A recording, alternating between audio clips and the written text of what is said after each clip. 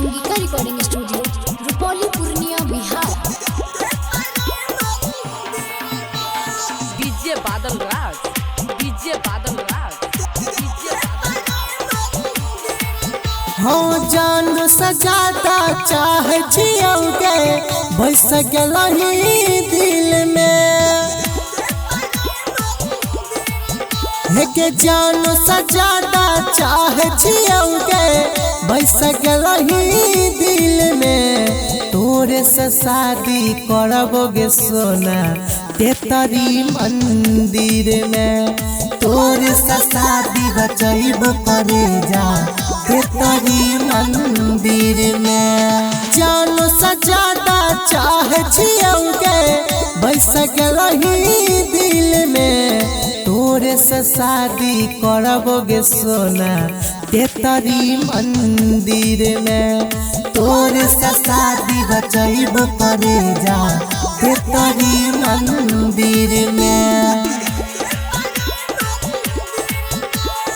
आप सुन रहे हैं रोशन सक्सेना को।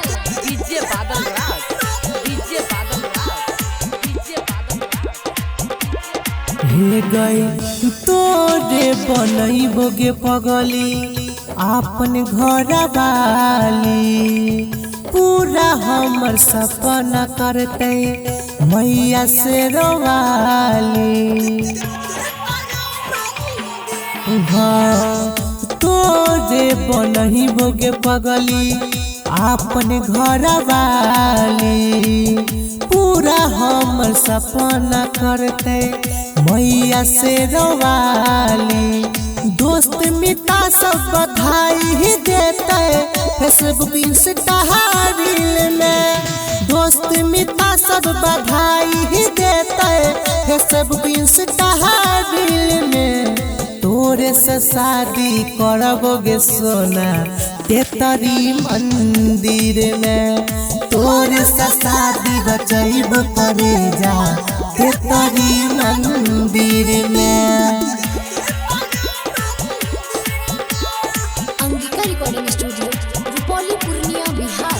DJ Badal Raj, DJ Badal Raj, DJ Badal Raj. हे गई संगे जियई मरई के खइबौ कसम गे साथ नहीं छोड़बौ तोहर जन्म जन्म गे।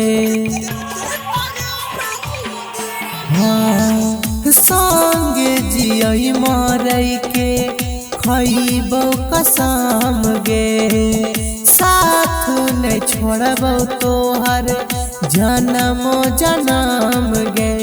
राइटर राहुल सौरभ रोशन के बसल रही है दिल में राइटर राहुल सौरभ रोशन के बसल रही है दिल में तोरे से शादी करबोगे सोना तेतरी मंदिर में तोरे से शादी बचैबो करे जा तेतरी मंदिर में। जानो सजाता चाहे जियोगे बस गलही दिल में तोरे से शादी करबोगे सोना तेतरी मंदिर में तोरे से शादी बचैबो करे जा तेतरी मंदिर में। Angika recording studio Rupauli Purnia Bihar.